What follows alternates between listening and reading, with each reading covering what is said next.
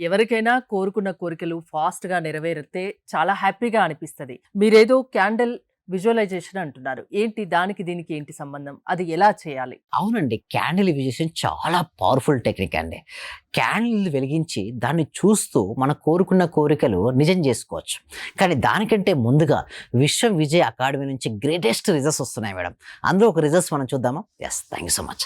అయితే ఇక్కడ మనం చూసినట్టయితే మన క్లాస్‌లోకి అటెండ్ అయిన తర్వాత కవిత గారికి వచ్చిన రిజల్ట్స్ ఏందంటే ఎవరికైనా ఏముంటుంది మేడం జనరల్‌గా ప్రాపర్టీ అనేది సెల్ చేయాలని ఉంటుంది. ఏంటండి? ప్రాపర్టీ అనేది సెల్ చేయాలంటుంది. ఈజీగా ప్రాపర్టీ సెల్ అంటే 84 లాక్స్ ఆఫ్ ది ప్రాపర్టీ అనేది చాలా ఈజీగా క్లాసెస్‌లోకి అటెండ్ అవ్వడం ద్వారా వారికి ఉన్నటువంటి ప్రాపర్టీను సేల్ చేసేసారు.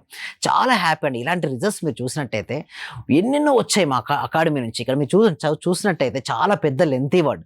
బట్ అందుకోసం సూక్ష్మంగా చెప్పాలంటే ఒకటండి. విశ్వం విజయ్ అకాడమీలో చేరినట్టయితే గ్రేటెస్ట్ రిజల్ట్స్ అనేది వస్తాయని మేము గ్యారంటీ ఇస్తాం. అయితే ఎలాంటివి వస్తాయంటే చాలా చాలా టెక్నిక్స్ నేర్పిస్తాం మేడం. ఇంకొక టెక్నిక్ ఈరోజు మనం నేర్చుకున్న టెక్నిక్ ఏంటంటే నెక్స్ట్ స్లైడ్‌లో మనం చూసినట్టయితే ఇక్కడ మనం చూస్తే క్యాండిల్ విజువలైజేషన్ ఇందాక మనం డిస్కస్ చేసింది ఏంటి madam? Candle visualisation.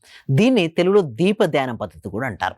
Manifest your desires through the energy madam. అంటే క్యాండిల్ మనం వెలిగిస్తుంటాం. ఏంటి మేడం? ఫైర్. అంటే అగ్ని శక్తితో కూడా మనం మేనిఫెస్టేషన్ చేసుకోవచ్చు. భూమి, నీరు, అగ్ని, వాయువు, ఆకాశం పంచభూతాలతో గనక మనం మమేకమై వాటితో కూడా మనం కోరుకున్న కోరికలు మనం నిజం చేసుకోవచ్చు.